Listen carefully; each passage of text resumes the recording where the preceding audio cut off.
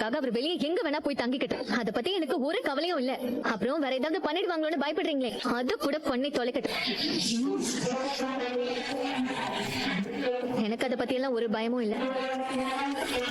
என்னக்கா இது? இனிமே அவருக்கும் எனக்கும் அந்த குடும்பத்துக்கும் ஒரு சம்பந்தமும் இல்ல.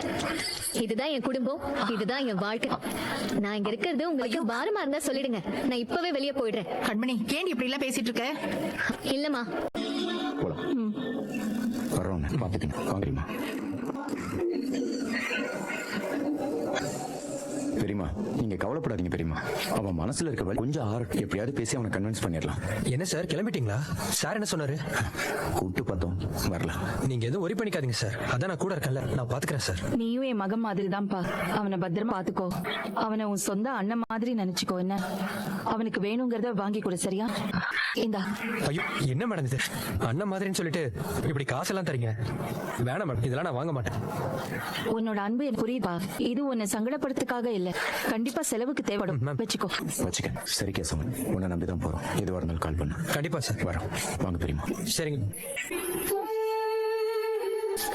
சாப்பிட பிடிக்கலனா மனசு கவலையா இருந்தா மட்டும்தான் சாப்பிடாம இருப்போமா?